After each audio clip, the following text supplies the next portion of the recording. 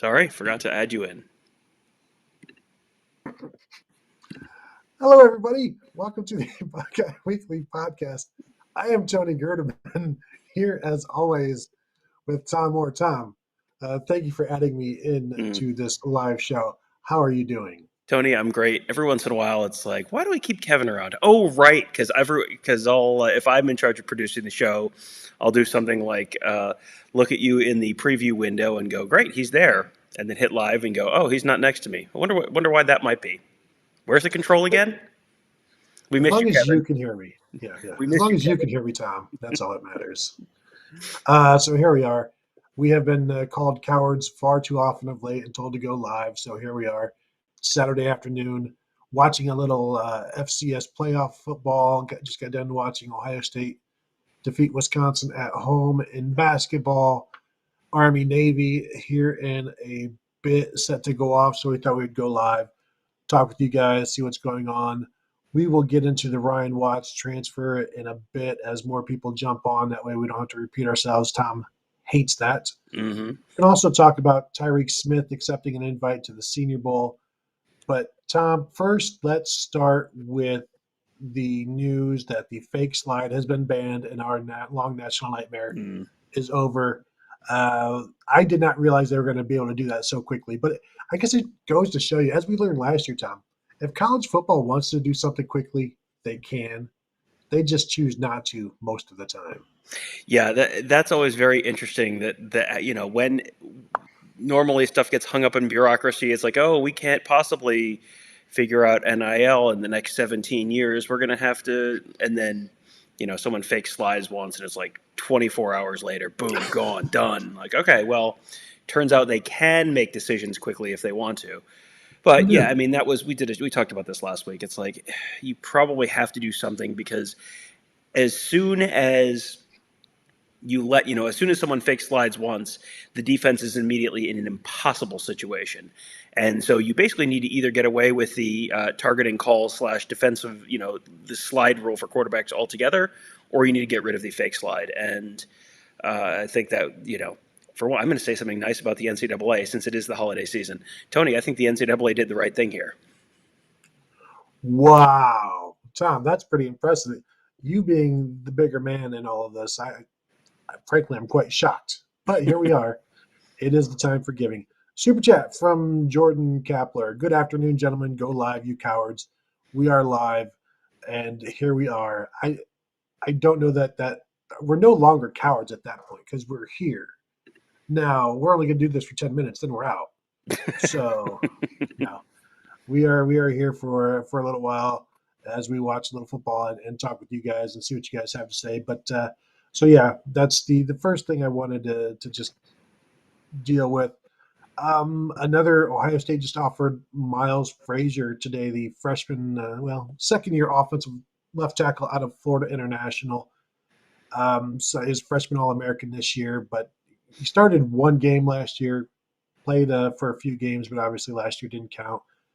Offers now from Ohio State, USC, UCLA, LSU, FSU, all of these big programs, and he is their left tackle, Tom, which has me confused as to why they are offering him because he's only going to go somewhere to start. And I was not aware that Ohio State had a left tackle position open since we assumed that was going to Paris Johnson. And I don't believe DeJuan Jones is going pro. And this doesn't seem like an insurance thing. And I feel like they should back off of playing tackles at guard. So I'm a little confused by this one, Tom. Yeah, I don't quite get it. And I saw that and I thought, I wonder if that means that they think DeJuan Jones is thinking about going pro because you've got to figure they're planning on Paris Johnson at left tackle next year. I mean, that's you brought him in to play left tackle. It seems like you pretty much have to play him at left tackle, right? I mean, that seems pretty straightforward to me. And, you go past that and it's like, okay, if, you're not moving DeJuan Jones inside, I don't think.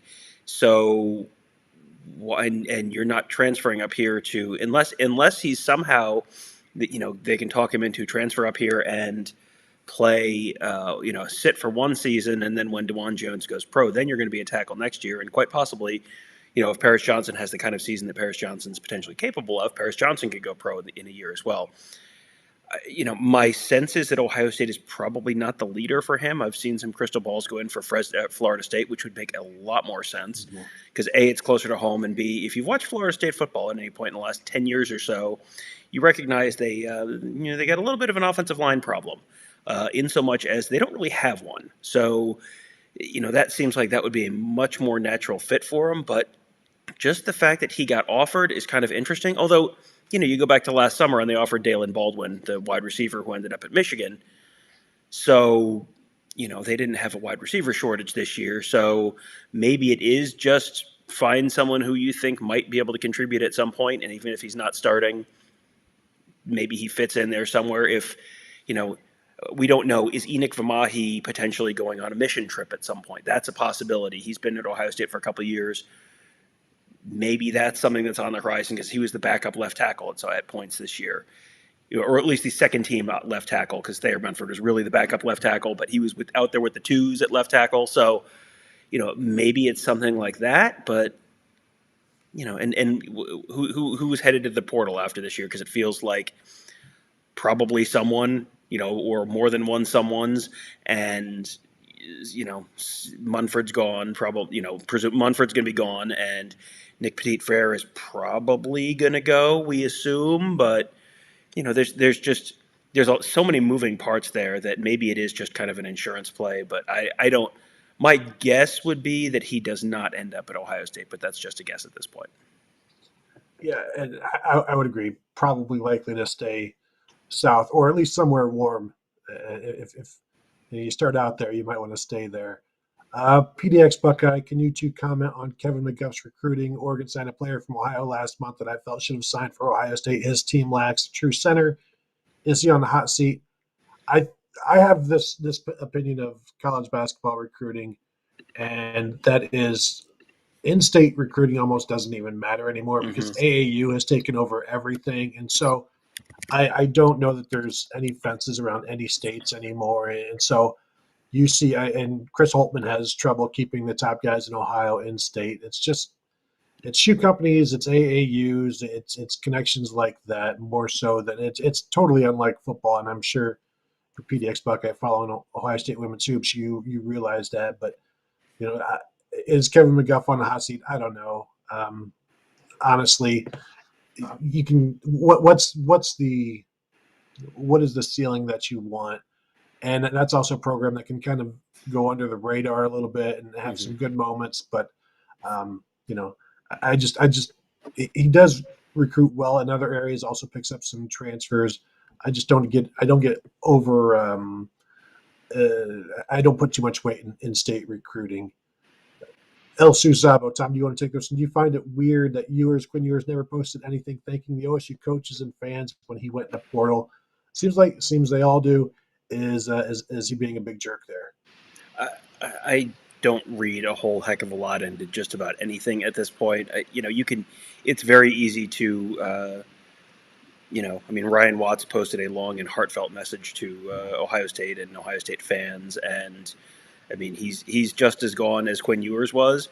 I don't know that Quinn Ewers ever really set down roots in Ohio. Like it feels like he kind of got, like you pick up a plant from the garden center and you put it in your yard and it's there for a day, and then you're like, no, I'm going to move it, and it's like you can just pull that sucker straight out of the ground because it is not, it has not rooted into the area. That feels like Quinn Ewers' whole Ohio State tenure. Just like he was there, they put him in the dirt. And then a very, very short time later, he's like, no, I'm going to go somewhere else. And just straight out of the ground. And, other than an expensive truck and, potentially some other NIL deals, it's almost like he was never at Ohio State. You're going to go back and look at the footage. It's like, who was the Michigan State quarterback? Was it Kirk Cousins who was, oh, no. It was, I've got it backwards.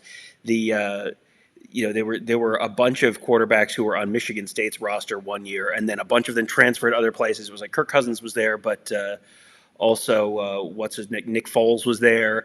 And it's like you have no recollection of Nick Foles being at Michigan State, and you just remember Nick Foles somewhere else. Like it feels like that's what Quinn Ewers is going to be at Ohio State, just like He's a little too high profile to be a trivia question, but he's basically going to be like, hey, remember like 10 years from now? So, oh yeah, I forgot about that. Like that's kind of Quinn Ewers' time at Ohio State. He just kind of like floated through and never seemed to make any kind of real impression or stick anywhere. Yeah, I think the only proof are the car commercials, Mm-hmm. which is pretty crazy when we're talking about college sports now. Let's go ahead and discuss Ryan Watts hitting the transfer portal yesterday. I don't know that this was a huge shock. He was this was his second year in the program. Actually started the game against Minnesota. Did not keep that starting job, obviously, and then was moved to free safety a little bit, somewhere around the week after Oregon or so, Mm-hmm. and didn't play the week he moved, and then was there again the next week, but then was eventually back at corner later in the season. So it feels like he got a little bit lost in the shuffle as they tried to figure out. They have all of these different cornerback options that they had, and they went through all of them until Cam Brown and Seven Banks were on the field consistently with Denzel Burke. And so once Cam Brown and Seven Banks came back, Legend Cavazos and Ryan Watts kind of went to the back of the line. So Ryan Watts choosing to move on. I got to think it'll probably be an intriguing prospect for a lot of programs. I'm interested to see where he ends up. I don't know that it's talking cold bloodedly here. It's not a huge loss for Ohio State because this was a guy in his second year. He did start a game, but that was more of there was nobody else. And so 2 years in, it's probably best. And I don't know that Ohio State's all torn up about it either. Well, this is I'm sure they don't want to see someone leave, but he started, like you said, he started the year. He had the option, the opportunity. People came out of the spring game talking to him up, and I came out of the spring game thinking like, oh, like maybe the light has come on for him because remember the first drive of the spring game, and Jack Miller threw an interception to Mm-hmm. Ryan Watts, and here we are 8 months later. Life comes at you fast. Neither of those guys on the Ohio State roster anymore. But yeah, I came out of the spring thinking, okay, like if he's a big bodied corner. If he's kind of figured it out, if he's kind of put it together, this seems like this could be a really good thing for Ohio State. And then Seven Banks was banged up much of the year. Cam Brown was banged up much of the year, and Ryan Watts just never the guy who really later in the year took that spot, which tells you the coaches don't think he was the best option even behind those three guys at the top of the roster. And they moved him to safety, and it wasn't like safety was completely magnificent all year, and they've really got this dude locking it down. When Josh Proctor went down, like that was a hole, and he didn't win that job either. And that kind of tells you, like, okay, he just may not be playing right now. I mean, he had been at Ohio State for a couple of years. This was not a Quinn Ewers thing where you show up and you immediately leave months later. He had been at Ohio State for a couple of years, and it may just be like, okay, he can't do the stuff that they need him to do, so he can go somewhere closer to home and find a spot a spot where he can play, and that may be a very mutual, like, wish you well, like, good best of luck. You see guys like that transfer all the time. Tyreke Johnson transferred after a couple of years last year, went to Nebraska. I went and actually looked up his stats this week. I don't know if he was hurt, but he just he played in 2 games. He played against Fordham very briefly, and then he played in the season finale against Iowa. But I think that might have just been on special teams. So I don't know if he was hurt or just didn't play. But there was this like flutter of excitement from Nebraska people when Tyreke Johnson transfers. Like, oh, we just stole a 5-star from Ohio State, and it's like, well, I mean, there's a reason he didn't play at Ohio State, and Ryan Watts. I wasn't quite there with Ryan Watts. Like Tyreke Johnson was just like, okay, like this is very clearly not going to happen with Tyreke Johnson. Ryan Watts, I was not there yet, but when you started getting pretty far into the season, and the secondary was a pretty big concern in a couple different spots, and he had been both in those spots, and the coaches still didn't see him as a potential solution. That was kind of like the writing might kind of be on the wall here. Yeah, and then later in the season when they turned to Legend Cavazos instead of Ryan Watts, kind of gave you a picture of what that depth chart looked like. Now you need the younger guys to step up. The true freshmen this year, and anybody incoming. It's going to be a young group again, depending on what Seven Banks and Cam Brown do. And we don't really know at this point. I'm expecting them gone because they've gone through the process of senior day and all of that stuff. Now they may change their minds and let everybody know. Another guy, Tyreke Smith, has accepted an invite to the Senior Bowl. He has the option of returning. We saw Thayer Munford accept an invite last year and then come back. I don't expect that to happen 2 years in a row for the Buckeyes. So this sounds like Tyreke Smith is off to the NFL. Don't know about Zach Harrison yet, but you lose him, and again, the more guys that they bring back, the fewer snaps for Jack Sawyer and JT Tuimoloau, and so there's some give and take there. I think they would love to have Tyreke Smith back.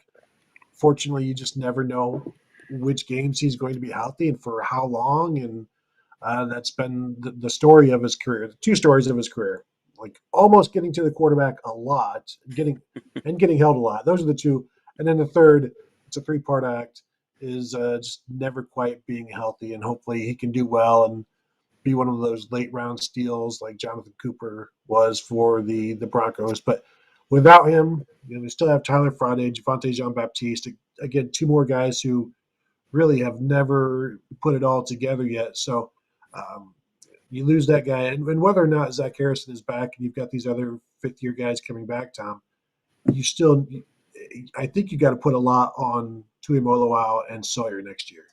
Yeah, and I think fans are absolutely going to put a lot on them because they haven't seen them fail yet. Zach Harrison and Tyreke Smith, you've seen well, they've played for so many years and they haven't produced yet, so obviously they're not going to produce. I think Ohio State would like to get at least one of those two guys back, at least. I don't know if they're going to. It's going to be interesting. There's a lot of interesting questions around the defensive line room because you sort of hear questions about the future of Larry Johnson and how long he's going to be around, and if Larry Johnson does leave this year, does it make it more likely that those guys depart, or does it make it more likely that those guys stay and try and hey, maybe some another teacher will get better results for whatever reason. It's not like Larry Johnson can't coach defensive linemen, but maybe sometimes a different coach just gets better results for whatever reason.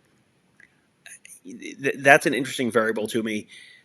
Zach Harrison, I would be very interested what draft grade those guys are going to get because they're both big. They have the measurables, but they haven't necessarily produced, and some of that's been injuries and that and all that. But the sack numbers especially haven't matched what you sort of expected out of those guys and have not followed the Nick Bosa, Chase Young, Joey Bosa kind of career track where your third year, you have the year that Aiden Hutchinson had. And neither of those guys had the year that Aiden Hutchinson had. They both had solid years, but they didn't have crazy breakout national award kind of seasons. So do they come back for another year and try and have that season? Or is it kind of, you rely on your measurables, get to the next level, start, get drafted, start that clock, and get 1 year closer to your second contract? Yeah. Comment from John Yoder here. Comment on Harbaugh being the AP Coach of the Year. Seems like you have to be average for years to impress voters. If you're consistently good like Urban Meyer, you don't make the cut. This to me, any of these Coach of the Year awards, it's oftentimes it's about doing the most with the least or surprising people with how well you did. It's like, whoa, you completely blew us away. We thought you sucked. Turns out you're not that bad. This is a lot like when you put your kid brings home a good grade and you put it on the fridge and you're like, I'm proud of you for this. Now, if they're always bringing home A's, Mm-hmm. why put them on the fridge? Mm-hmm. It's when they're a C kid and they bring home the A grade. You're like, hey, I'm putting this on the fridge for everyone to see. Jim Harbaugh is he brings home C's and B's for Mm-hmm. most of his Michigan coaching career. The 1 year he brings home an A, they're going to put that award on the fridge. Although gotta feel bad. No, I don't feel bad for anybody losing out on an AP vote or whatever. But like Luke Fickell probably deserves some Mm-hmm. more consideration. I think Jim Harbaugh. I mean, he was not expected to win. He was expected to lose almost more than he won this year. So I guess I don't have a huge issue with it, but it is very oh, look at you. I didn't think you could do this. I'm so proud of you for doing something that nobody thought you could do. Here you go.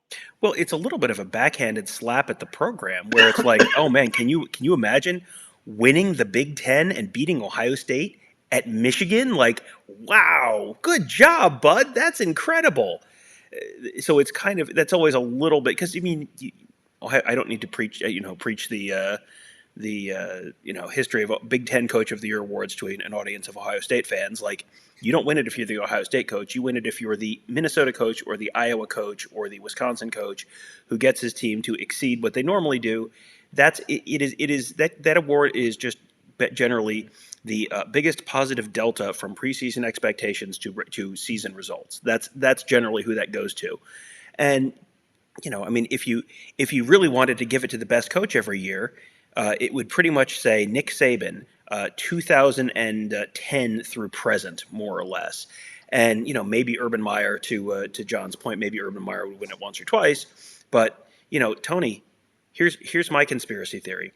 Do you think Urban Meyer is angling to win the NFL Coach of the Year award in a year or two? Just he's just kind of slow playing it. He's setting them up right now. You're getting the negative articles. You're getting the off-field stuff. Is Urban Meyer just slow playing this, setting them up for 2 years from now? Urban Meyer, boom, AP Coach of the Year, NFL. What do you think? Well, Tom, there is an inherent danger in sandbagging Mm-hmm. because when you sandbag, if you are a sandbag, many times you will be under several feet of water if you are the bottom sandbag. And Mm. right now, it feels like Urban Meyer has sandbagged too much. If that is in fact his goal to win the Coach of the Year in next year or the year after that, because I don't know if he's going to be there. And I, we could talk about this as well.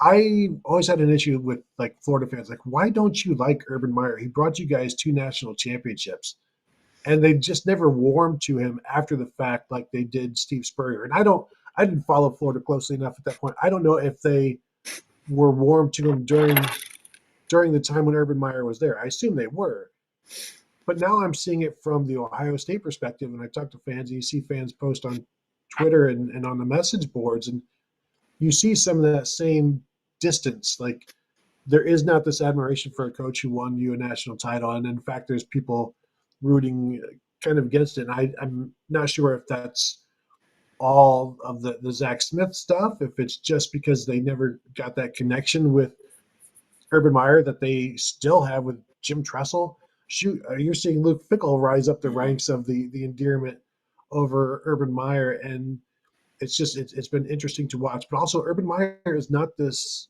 lovable guy, and never really has been. He's, I don't want to say cold, but like, yeah, he's like robotic. And I've mentioned on this show before years ago, like his pregame speeches all sounded like rehearsed, and Mm-hmm.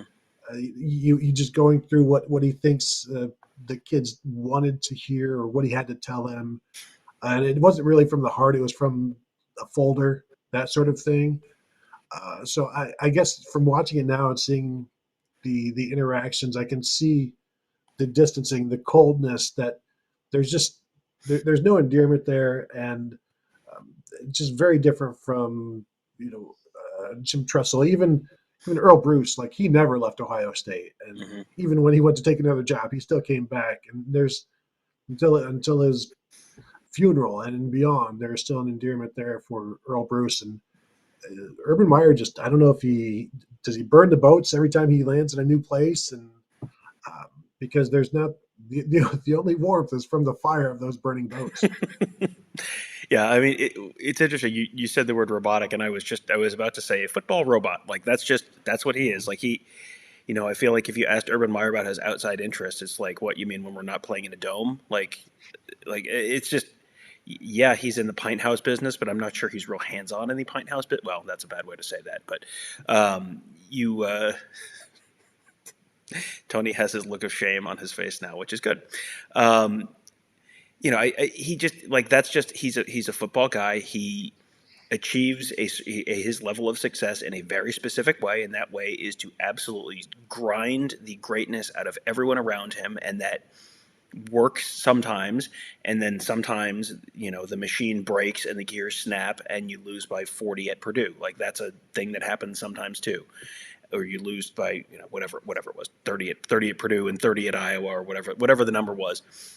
It's just he does it in a very different way than a lot of coaches do, and he's not Nick Saban. Nick Saban has a personality like that will every once in a while kind of come through in a way that Urban's just generally doesn't.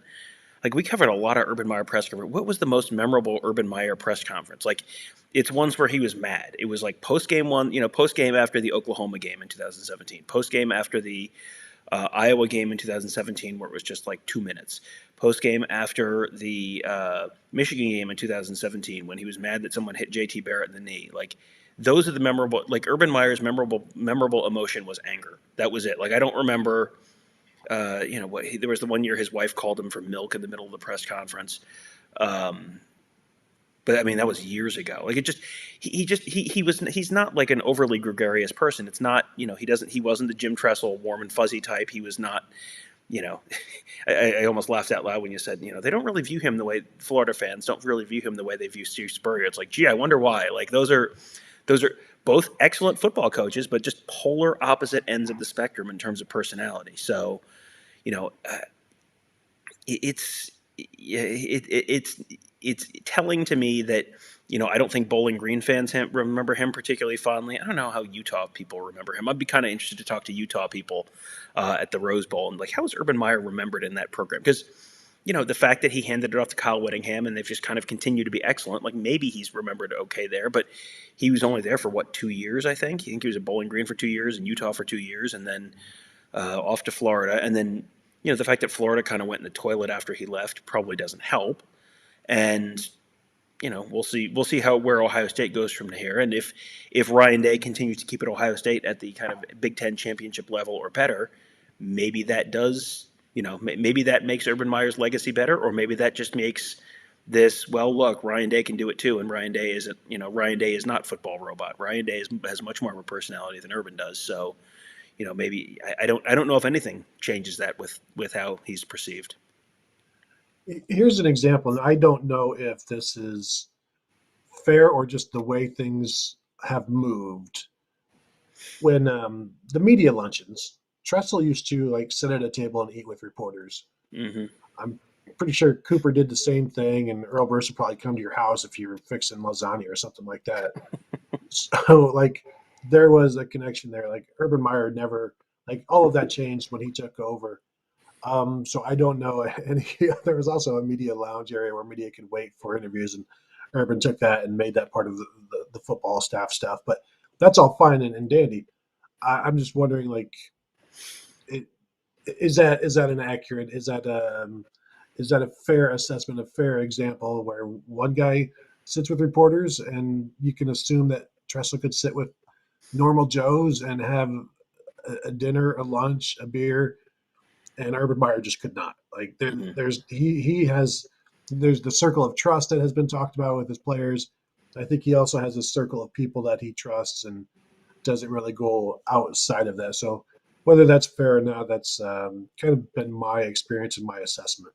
Well, and that circle, he may need to look into expanding that circle a little bit, because I think sometimes you need people around you that can tell you, no, that's stupid.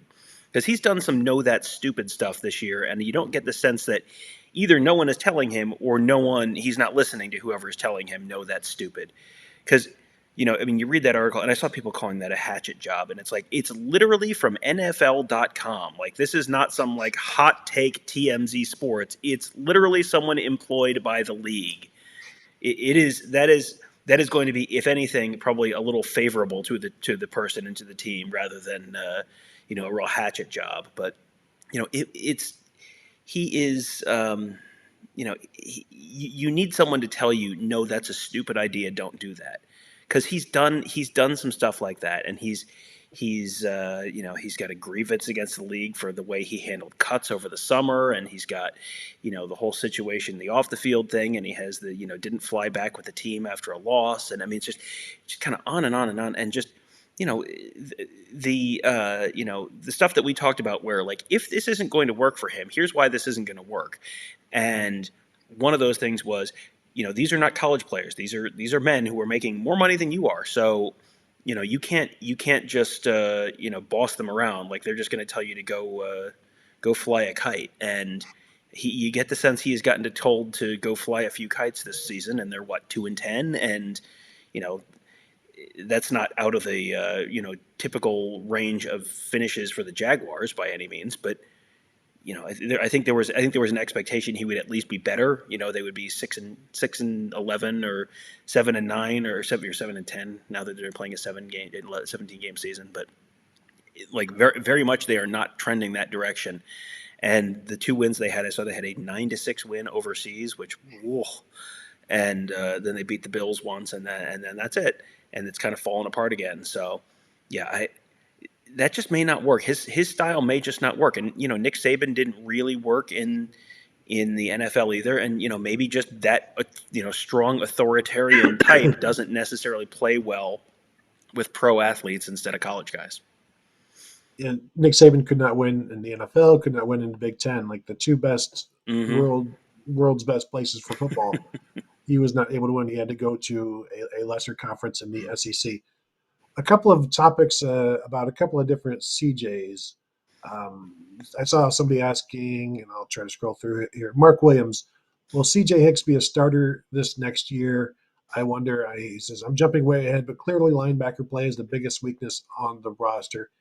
I think for me, I want to see what the linebacker situation looks like in terms of scheme, coaching, who is doing the coaching, what are they asked to do, are they being asked to do things that suit them better? I think the linebackers were okay this year, but need to be better. And I think the linebackers that they have can do that. So I don't necessarily see CJ Hicks starting. However, I could see him being used in certain ways. I don't think he comes out of the gate and starts because, again, I think he's going to be playing the same position as Steel Chambers at the will linebacker unless something changes. And now, Steel Chambers will need to continue to get better and can't just be relying on the fact that no other wills could do what he could do last year because I think that should be changing. I Tom, my over under for starts for CJ Hicks in 2022 is Tom 0.5. That is exactly what I thought you were going to say, and I think the answer is under. I think it's you've got one thing that I think we know about Jim Knowles, and this is all subject to change once he gets there, but I think you're going to expect probably two linebackers, kind of a 4-2-5 look. He's not someone who slots into that. Sonny Styles could theoretically slot into one of those safety spots, so maybe he's not just one of the two linebackers. But with the two linebackers, you've got Tommy Eichenberg back, you've got Cody Simon back, you've got Steel Chambers back. I mean, you've got presumably Paula Ie now, Teote back. You've got four returners, at least 3 to 4 returners there. If those guys are healthy, you're asking him to, as a true freshman, jump over all of those guys. And I don't, I am very high on CJ Hicks in general in terms of his potential. I just think asking him as a true freshman to do that, I think, is asking a lot. And so I would go under, I think. Now, what I will say is when Jim Knowles talks about what he asks of his players, there are certain players like when he has the Leo move to the behind the nose tackle and he stacks them, he only asks them to do a couple of things. And maybe that's something he could, Mm-hmm. you're not asking much of CJ Hicks. You're asking like, if this, then this, or if this, then this. It's not processing 7 or 8 different things, but first time he has to do it on special teams. I think we all know that if you're not doing it on Mm-hmm. special teams, then you're Mm-hmm. not going to get it done. The next CJ topic, I'm a little confused by this. I see, let me try to find it. Somebody's saying that CJ Stroud should not be going to the Heisman ceremony. And boy, I would disagree with that based on one, he's a quarterback. Two, Ohio State is one of the best teams in the nation.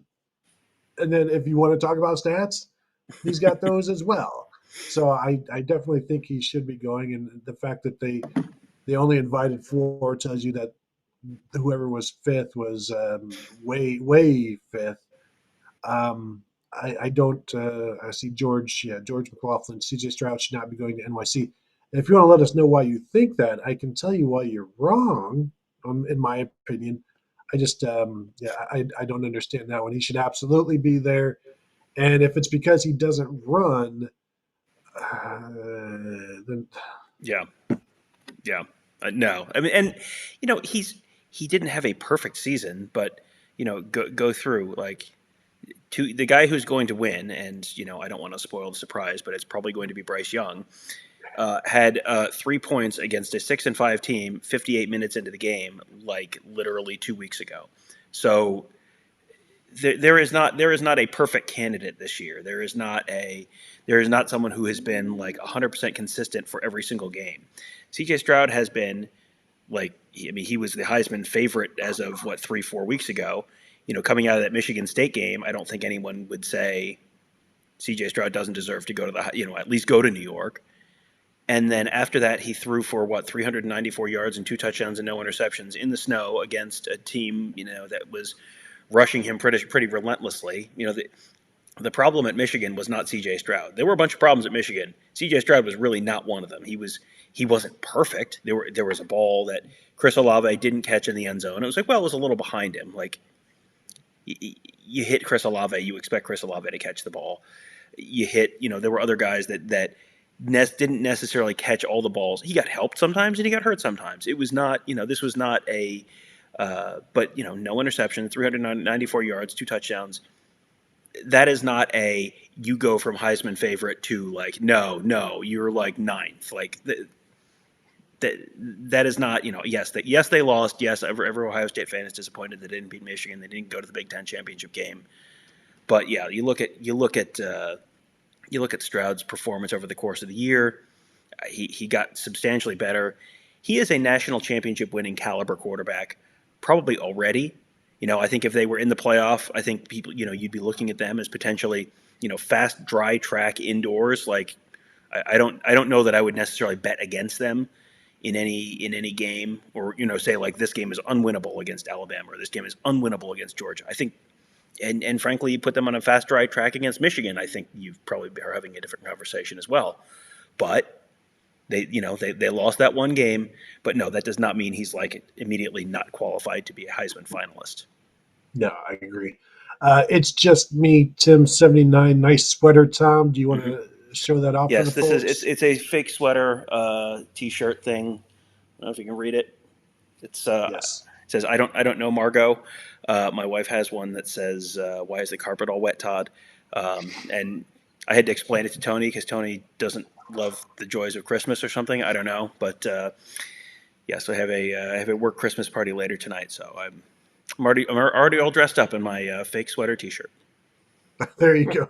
Um, the it's not quite a Canadian tuxedo. Is it a Canadian Christmas tuxedo? I don't know. Is it? Anyway, yeah, let's talk about some corners because there's several topics here. Cash money. Can we land AJ Harris? AJ Harris, 2023 corner. We will let you know that after we figure out what this coaching staff looks Yeah, like. yeah. Yeah, that's going to be the key thing. We know AJ Harris and Kerry Combs have developed a Mm-hmm. relationship, and that we'll let you know more in this winter when everything is settled. And then even then, you've got time to if Kerry Combs leaves, you've got time to rebuild the relationships with whoever is left. And so that's yes. The answer is yes. They can. Will they? That's it's 12 months away, and Mm-hmm. there's going to be 12 months of work put into that, and that's if he signs early next year.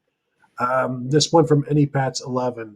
Who do you guys think is CB2 next season if Brown and Banks leave? Is it Jalen Johnson? Is it Jordan Hancock? Or another true freshman like Terrence Brooks or Ryan Turner?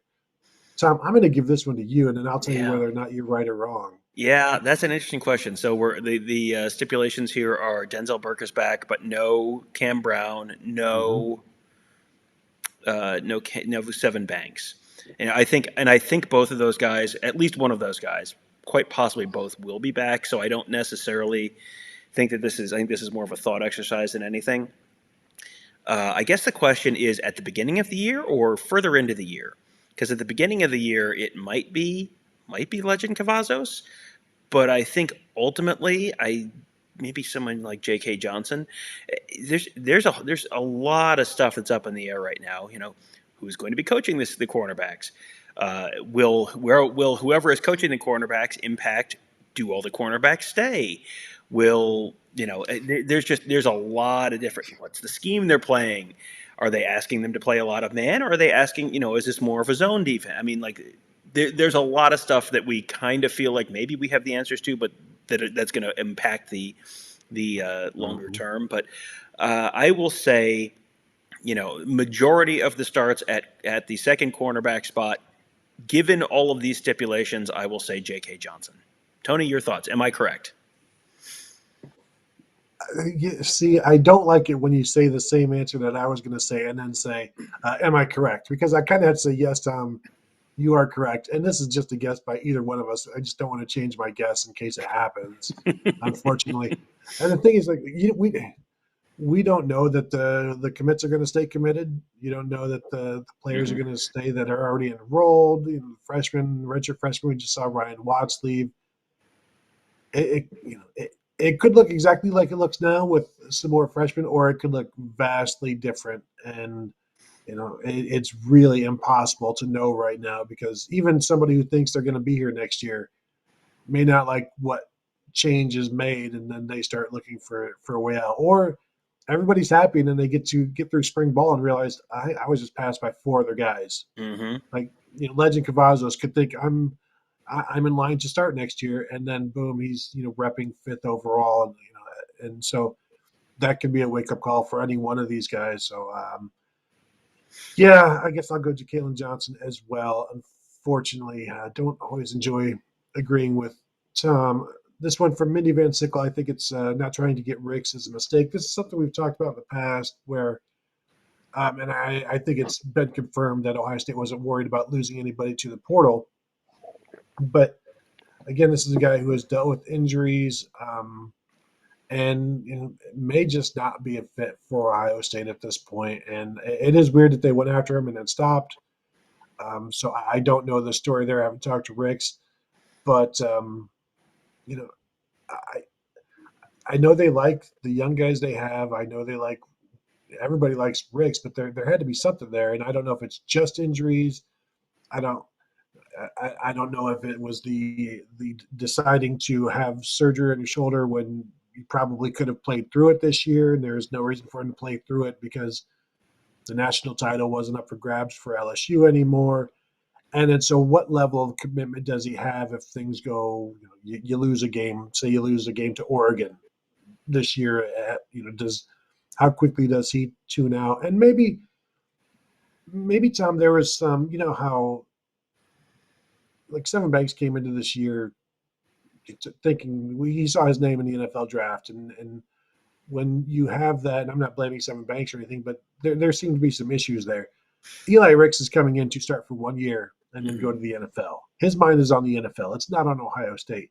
I wonder if there is some. Let's just not do that again. It did not work.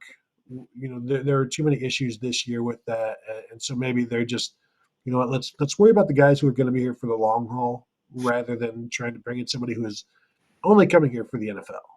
Well, and you've got among the top three corners right now, you've got two guys who this upcoming season could be their last season, who also have dealt with a bunch of injuries. So you're just going to add a third guy who is basically in that same exact mix. And yes, the figure you have, let's just say you have a 50% chance of getting a healthy season out of any of those three guys. So okay, like you're up to 1.5 healthy seasons out of those guys instead of one healthy season. But then you're also, there is, as much as people want to, say just be tough and stick it out, like the guys behind them, that is something of a statement that we don't believe in you. So if that does end up driving someone to the portal, I don't think you can really get that mad about it. Well, that's wrong. Sorry, people can get mad about anything, but um, there's, for example, right now I'm extremely mad about the touchdown Army just scored, but that's neither here nor there. Um, you're going to have guys who you've got J.K. Johnson, you've got Jordan Hancock, you've got They just brought in 6 guys, and I don't know in their defensive back class, and I'm not sure exactly which ones are going to end up as Jalen Johnson is going to be a bullet versus a safety versus an Andre Turrentine is going to be a corner versus a safety or whatever. But as they sort of sort those things out, those guys have one more person ahead of them in line, and if they want to, if they want to play, and if they've been told like, yeah, you have an opportunity to play potentially your first, second year if you're ready, and then the coaching staff throws another person in front of you on top of potentially some coaching changes, like, yeah, that could very well chase some people into the portal. Saw some comments from Travis Howard, former Buckeye, about the transfer portal, talking about, I don't know that he ever named Ryan Watts, but certainly talking about how he would never, that's not what he would do. He's not going to, players now won't stick around. And, I'm just thinking, well, what cornerback recruits were coming in when you were playing? And, this is, I'm just looking at the 2011 class. They brought in, Duran Grant, but that was when Howard was already starting. If you go back to like, 09, which would have been his, I think, redshirt freshman year. Just scrolling here, and let's see, any corners. C.J. Barnett moved to safety right away. Dominic Clark, you get a transfer for Dominic Clark, Tom? Probably not. No. No. With the benefit of hindsight, I will say no. So that was the one corner brought in 2009. I'll go ahead and take a look at 2010 here. But as you're going through all of this, the transfer portal also didn't exist at that point. Yes, right. But like Christian Bryant moved to corner pretty quickly. I think Corey Brown from the 5-star maybe, who was not quite as good as advertised, was also eventually was it 08 or 09, something like 09 maybe. But there wasn't the amount of talent being brought in that Ryan Day and Urban Meyer brought in, as we know. That was, as the later years of the Trusty years were not necessarily the most heavily future NFL player laden, but things have obviously changed of late. Anything on the okay? And this is another thing I want to talk about, Tom. What do you think about the jackhammer, the bullet position, all of these different names? You mentioned the bullet, Jalen Johnson. I don't know what. I don't know that.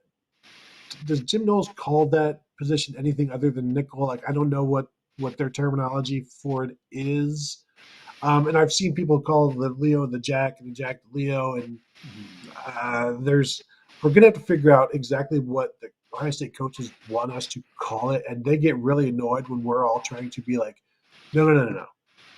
We need specifics on exactly how to refer to this stuff, because we're going to do it constantly and make a very big deal of it. So if we're making a very big deal of something that we're getting wrong, we're going to look like idiots. So we need the minutia. That way we can talk like we know what we're talking about. So all of that's going to eventually work itself out. I don't know if they keep the bullet as the nickel or what. But overall, Tom, how do you feel about nicknames for positions? I saw somebody wondering about that. I mean, it's fine, and maybe that makes it a little easier for people to just sort of differentiate between them. I think everyone knows what the bullet is, more or less.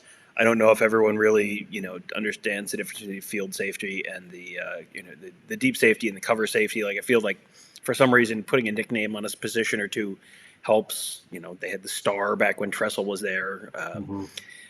I don't know that the bullet is going to continue at Ohio State. I mean, I had Ross Fulton on the morning show on Friday, and he basically said, like, the bullet really didn't play much at the end of the season. So, we'll see what happens next year. But, I don't really have a problem with it. It's fine. But they have nicknames for like a lot of these positions. I remember when Alex Grinch came in, the year Alex Grinch was in, which was 18.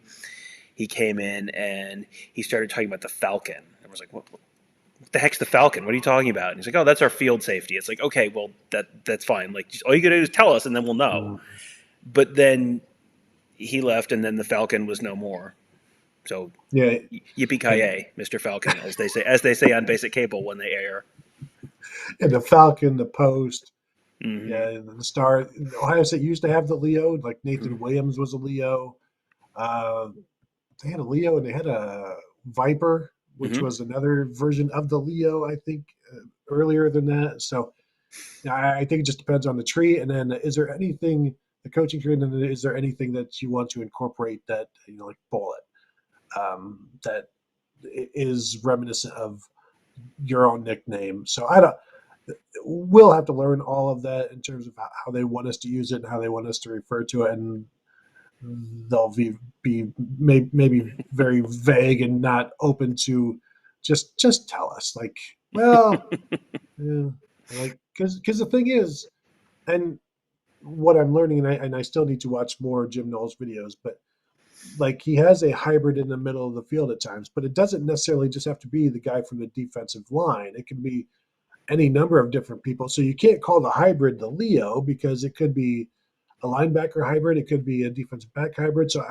I wonder if there's just like three different levels of whatever, and that's where it gets us into something that Row the Boat Nice Camber mentions here. High school coaches and players need to understand the future is the LeBron player, basically the positionless guy. One guy can play four positions: defensive end, linebacker, safety, and fast enough to cover the slot.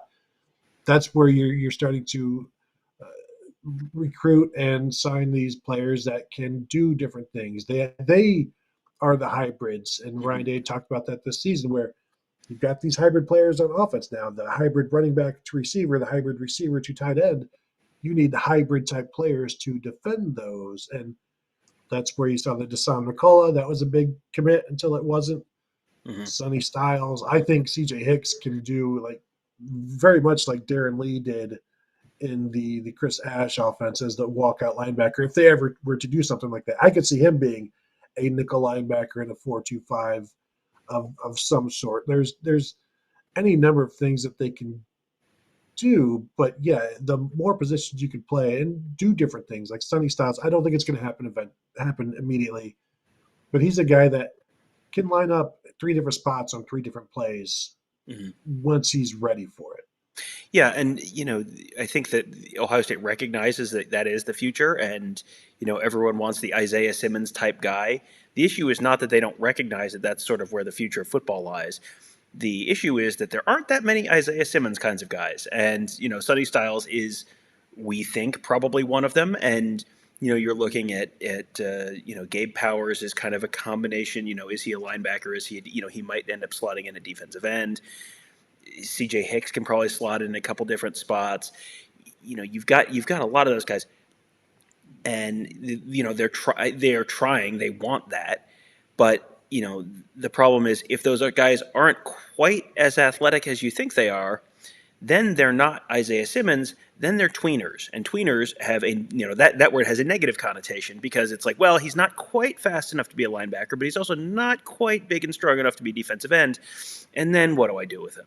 So I don't think you're ever going to have a defense full of 11 of these guys, but the general movement of the sport is to have a little bit more flexibility, a little bit more positional flexibility, and they've been trying to do that, and now I think you're adding more personnel that they may be able to do that a little bit more. But it is, like I said, it is not easy to find those guys. If you could just if you had a Sonny Styles tree and could go pick as many as you want, I'm sure they would go pick at least 5 a year because yeah, they would love to have a bunch of those, but. That is not how Sonny Styles are grown, and I'm not aware of Lorenzo Styles Sr. having more kids coming down the pipeline. I think it may have just been Lorenzo Jr., who's at Notre Dame, and Sonny. So if that's it, then I don't know. Do the Bosas have any more coming? I don't. I don't.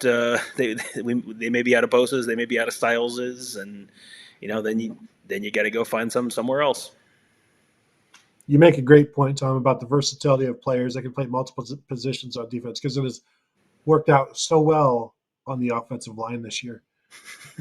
There was a conversation on Twitter yesterday about how Ohio State had passed on Christian Bryant's younger brother and Antoine Winfield's son. I said, well, I mean, they got Malik Hooker's younger brother, so they figured it out.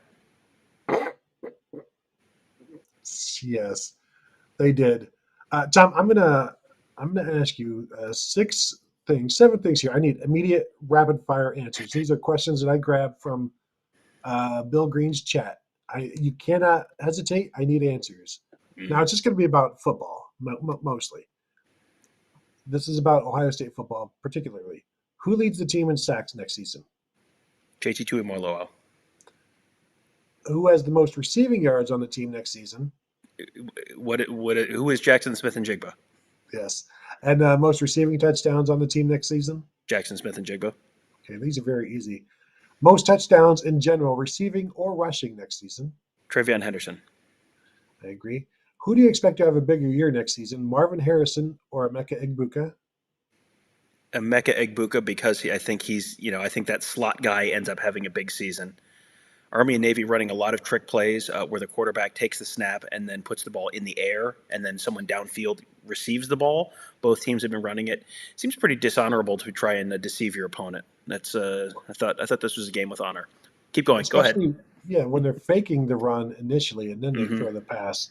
Yeah, we're 4 minutes into the game, and Navy has given up a touchdown, and their quarterback is hurt. So things are going great. Thanks for asking. Underrated Christmas gift. Experiences, not stuff. Experiences. So, like my mother-in-law said, like, what can I get the kids? And I said, Blue Jackets tickets. Like, go do stuff. Go get if your kids are younger, get a zoo membership. Get a do something you would not normally get to do, and it will create a fun memory. You can take pictures and put them on Facebook if you want to, but you will actually do stuff. You don't need more crap in your house. Go do something. Whatever an experience is, that is an underrated Christmas gift. So you didn't take the tickets and just frame them and put them on a wall and not go to the game. No, we went to the game. My son got to play. His hockey team played on between periods on Thursday night this week, I think.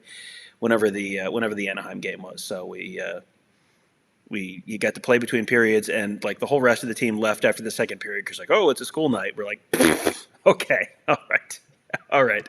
We stayed for the regulation. We stayed for overtime. We stayed for the shootout.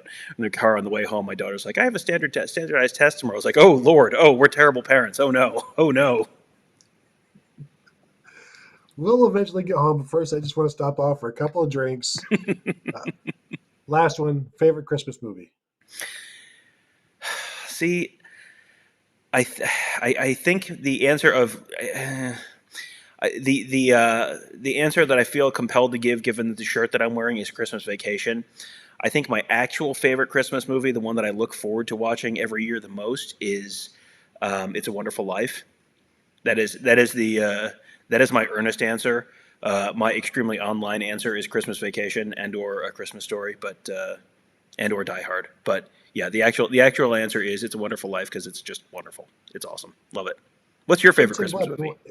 Oh, probably A Christmas Story because I just grew up with it, and Yeah.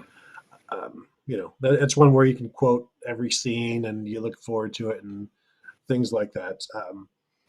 Do you, Mindy Van Sickle, do you think Larry Johnson retires? If so, any thoughts on his replacement? This is a tough one because it's eventually going to happen. So Mm-hmm. I do eventually think he's going to retire. Mm-hmm. I don't think he's going to continue coaching forever. So it's one of those things I think happens sooner rather than later. But you also don't want to put that out there and like, oh, blah blah Mm-hmm. blah. Mm-hmm. I'm saying he's going to retire. I'm not saying that, but on a scale of 1 to 10, 10 being the most shocked, 1 being not shocked at all, it'd probably be a 2 or a 3 if he did choose to retire. And it wasn't the best year for the defensive line. Maybe he doesn't want to go out like that, but Mm-hmm. it is going to happen, and there will be no shortage of options for Ryan Day to turn to, including somebody in his own coaching staff right now. Yeah, I think I don't know that I would be shocked if Larry Johnson was not if Larry Johnson coached the 2022 season, I would not be super surprised. I'd be fairly surprised if he was back for the start of the 2023 season at this point, and I wouldn't be surprised at all if he was gone. If he decided that this was his last year, go out to the Rose Bowl, go out and and end it on that one. Because you've got a real change coming with Jim Knowles coming in, and you're going to have to work with a new guy who you haven't worked with before, and Larry Johnson has been doing this a long time, and he may just not want to have to redo everything. If you know teachers, like teachers, I'm related to teachers, and teachers love to have a lesson plan, and then next year the lesson plan still works, so I don't need to do everything from scratch. And then they change the requirements, they change the testing requirements or something, or now I'm teaching a different class, and now I've got to come up with a lesson plan for the whole year again. I already did the work. I don't need to, that. Larry Johnson may be in a little bit of that kind of situation too, with having, oh hey, I don't want you. The defensive coordinator comes in and goes, hey, I don't want you to teach it this way. I want you to teach them to do this instead. And Larry Johnson may just kind of be like, yeah, I'm getting too old for this stuff, as the line in the movie almost says. Um, you know, to your point about a potential replacement, I know everyone wants to hang Al Washington out to dry right now, but Al Washington's background was in as a defensive line coach. He was a defensive line coach before he came to Ohio State, and then he became a linebackers coach. I think it's a possibility that Al Washington could be the next defensive line coach if Larry Johnson does retire. I think that's something that don't be completely floored if that's what happens. But yeah, I haven't heard anything official on Larry Johnson, but it sounds like something could happen either this season or next. Yeah, well, and when you have a defensive change, you're going to want your defensive line to do different things. And Jim Knowles wants his defensive line to do vastly different things at times. They play different fronts and multiple fronts and different fronts within those fronts. And is that something that how much of that changes everything that Larry Johnson has instructed his players in terms of foot placement, keys, all of these different things that the minutia that he gets down to, all of the techniques. How much does that impact? Well, now, but we want, instead of going straight up field, now we kind of want him to flare. We want him to do this. We're slanting a lot, and exactly does that match what Larry Johnson has been teaching forever? And like you said, is it something that he wants to now start over and teach? I like I said, it won't surprise me if he goes. Won't surprise me if he stays. And at this point, I assume he'll have the option to do whatever he likes, based on everything he's done and how long he's been around. And I guess why shouldn't he? Tom, I have a quote for you. Mm-hmm. Let me know what this makes you think, or anybody out there. What does this make you feel as Navy scores a touchdown with their blue uniforms? Tom, excuses are tools of incompetence, used to build bridges to nowhere and monuments of nothingness, and those who use them seldom specialize in anything else. Go blue. I like that Michigan's football history is basically 1870 through 1940, 1948, comma 1997, comma 2021 through present. Yeah, absolutely. I mean, we can retcon this universe where it's like, oh no, this is the gritty reboot of college football, where Michigan is the team that physically dominates everyone and never makes excuses, and never, I mean, can you imagine blaming officials? Tony, come on, this is not what you know. Having illness become something that derails a game. Tony, this is not what Michigan football is about, and I don't know where you would get. I don't. First of all, sir, I don't know where you get off with such implications. Second of all, sir, how dare you? Third of all, also how dare you, but in Spanish. Yeah, it has been fascinating to watch a generation of Ohio State fans who have known nothing but success against Michigan get their first taste of Michigan when they win, and it's like, oh, these people, that's why all the older Ohio State fans hate them and say, oh, so when they say they're the most obnoxious and they think it's super ironic when they call Ohio State fans obnoxious, that's why older Ohio State fans, okay, and it's like it took like a week. It took a week, and everyone's like, oh, okay, like.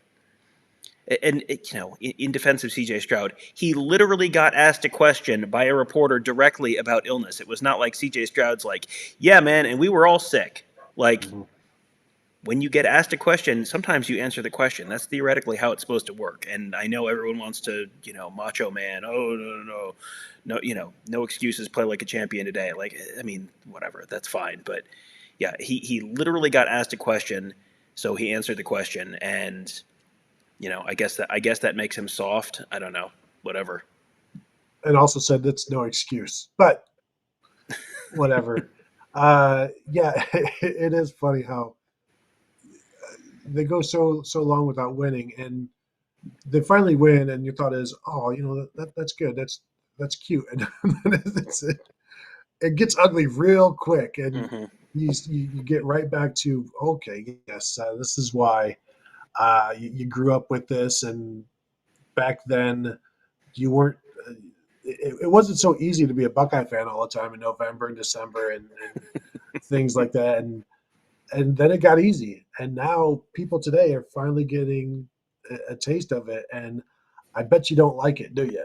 And so it's not going to go away anytime soon, and not at least for a year, and so there's going to be a lot to digest from now till then, and it's not going to be fun for you, but that's part of the fun of the rivalry. I guess I shouldn't say fun, but we all love it, and sometimes it's a little tough to take for the folks on the losing end. Um, Here's one from Jack Shoemaker. We're going to go on this one. Is Coach Mick losing his edge? And I can understand people asking that because this soft label is being tossed around. I don't know if he's losing his edge, Tom. I think he's going to get it back real quick this year Mm-hmm. if with some self inspection and Mm-hmm. introspection. They're going to be looking for, okay, what have we done wrong? What have we not done right? I just think, and I said it after the game, that this is one of those things where nobody has ever experienced a loss to Michigan before, and now they have, and so now they can use that. There's it's the testimony versus the theory. Now they have been, the testimonial has been handed down to them, and they know exactly what to do with it now. And it's no longer a theory. Like if you don't do things the right way and you don't prepare the right way, you're going to lose. And they found that out. So I don't know if Mick has lost his edge or will have to get sharper, but it feels like the players themselves will be doing a lot of the sharpening, I would think. Yeah, and I think there's having talked to Ross Fulton after the game, um, he talked about the fact that a lot of some of the stuff was schematic, some of the stuff was just execution, some of the stuff was schematic, and some of the stuff they got kind of pushed around in the trenches a little bit, but it wasn't just solely Michigan was stronger than Ohio State in the trenches. That was maybe part of it at times, but some of it was just schematic, and Michigan kept having unblocked linebackers and just guys not coming off blocks quickly enough, and that's not necessarily a strength thing or a conditioning thing. Now, the word complacency, if you say, are you guys getting complacent? You're going to have every coach in the world bristle at you and tell you like, oh, first of all, how dare you? But you win the Michigan game every year. You win the Big Ten every year. You go to the college football playoff most years.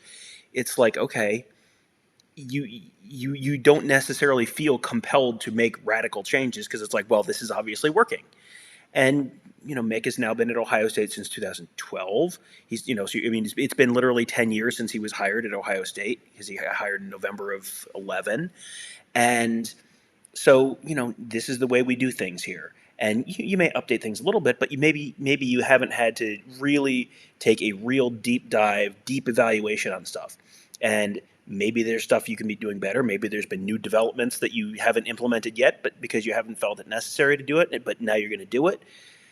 This is the this is the old Woody Hayes quote: "Nothing cleanses the soul like getting the hell kicked out of you." Like nothing inspires change like losing to Michigan.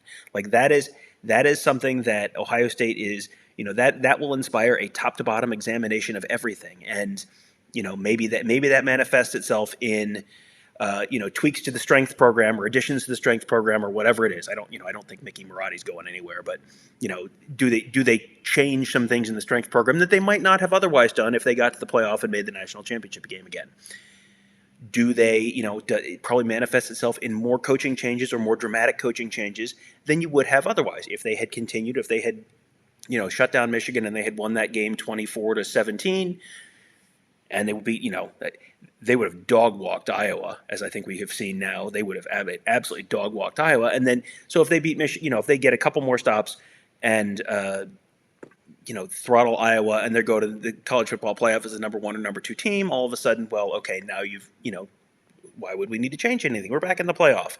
So that one game is going to inspire a lot more change than you might have seen otherwise. So, I don't expect radical changes. I don't expect, Mickey Marotti to be gone, but, does Mickey Marotti bring in, does he go visit with other strength coaches? Like, sometimes college football coaches will go visit other, you go visit Rich Rod to learn the, learn the read option, or you go visit Mike Leach to go learn the air raid, or you go visit John Haycock to learn the 3-3-5, whatever it is.